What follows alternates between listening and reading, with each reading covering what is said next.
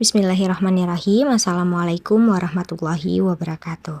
Hai, balik lagi sama aku Nagia, mahasiswi Universitas Pancasakti, Fakultas Ekonomi dan Bisnis, Program Studi Manajemen S1.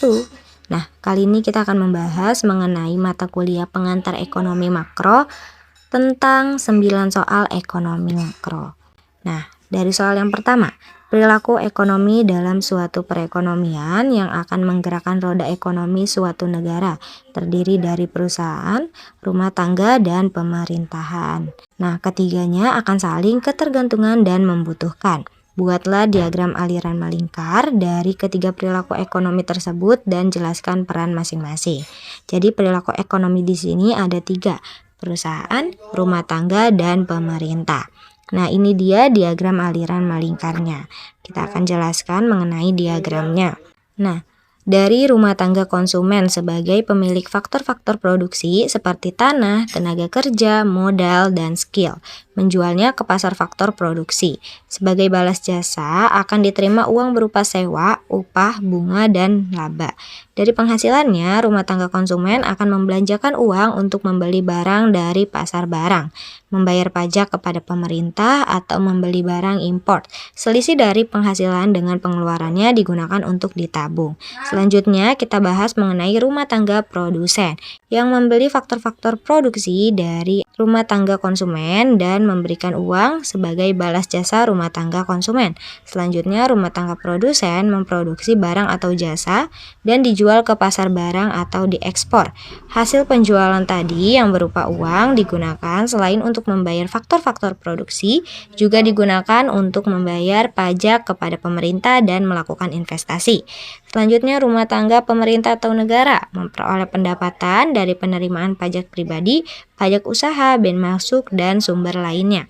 Pendapatan ini digunakan pemerintah untuk membangun negara dengan cara belanja barang, membayar gaji pegawai negeri, memberikan subsidi, dan lain-lain. Nah, kita lanjut ke soal nomor 2, jelaskan pengertian disposable income dan bagaimana rumus fungsi YD. Secara umum, disposable income adalah sejumlah dana yang diperoleh dari hasil pengurangan income atau pendapatan pribadi dengan total pengeluaran pajak.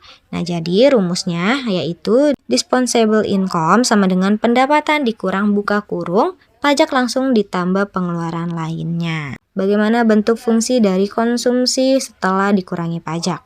Nah, dalam perekonomian di mana sudah ada tindakan fiskal pemerintah, fungsi konsumsi tersebut ditulis dalam bentuk C sama dengan A tambah BYD, di mana YD sama dengan Y tambah RT dikurang TX. Bila fungsi konsumsinya C sama dengan A tambah BYD, maka fungsi savingnya dapat ditulis S sama dengan YD min C. YD min buka kurung A min BYD, tutup kurung sama dengan YD min A min BYD. S sama dengan buka kurung 1 min B, tutup kurung YD min A.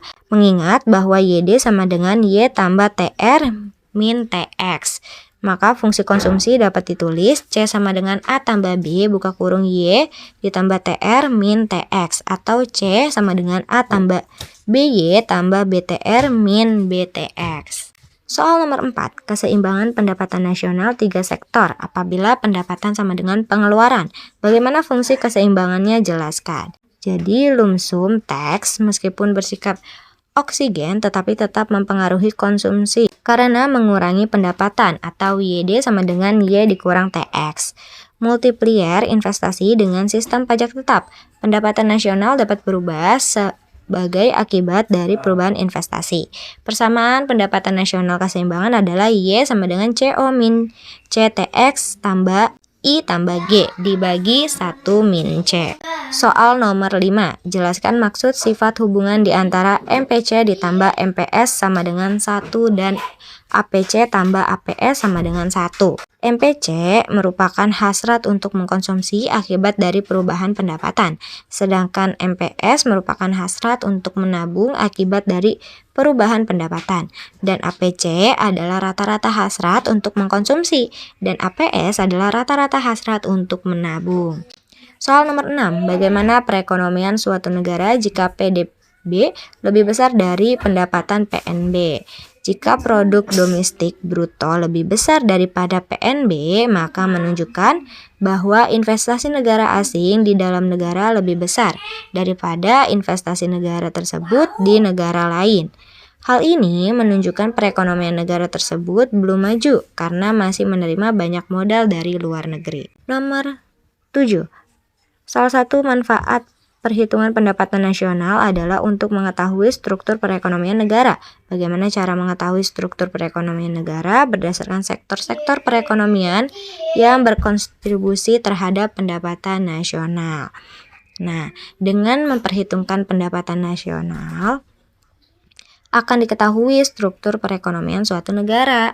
Hal ini dapat dilihat dari beberapa besar kontribusi dari sektor-sektor perekonomian.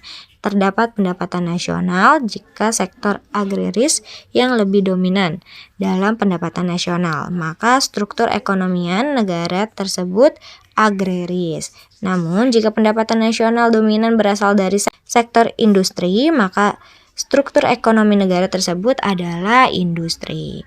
Soal nomor 8, dalam perekonomian fungsi tabungan adalah S sama dengan min 200 ditambah 0,2Y. Pendapatan nasional pada keseimbangan adalah 2000. Hitunglah berapa investasi dalam ekonomi itu. Jadi jawabannya kita ketahui S sama dengan min 200 tambah 0,2Y. Nah, terus pendapatan nasionalnya ada 2000. Maka S sama dengan min 2 ditambah 0,2Y. Berapa 1 jika Y sama dengan 2000? Maka S dibagi 1 sama dengan min 200 ditambah 0,2 dimasukkan 2000. Sama dengan min 200 ditambah 400, maka hasilnya 200. Jadi investasi dalam ekonomi tersebut yaitu 200. Lanjut ke soal yang terakhir. Dalam perekonomian dua sektor fungsi konsumsi adalah C sama dengan 10 tambah 0,8Y dan fungsi tabungan adalah S sama dengan min 10 ditambah 0,2Y. Seterusnya, semisalnya jumlah investasi yang akan dilakukan pengusaha adalah 30 triliun. Berdasarkan pemisalan di atas, lengkapnya tabel berikut.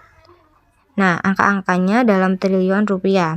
Berapa pendapatan nasional pada keseimbangan? Jadi, untuk perhitungannya itu pendapatan nasional dikurangi tabungan rumah tangga sama dengan konsumsi rumah tangga.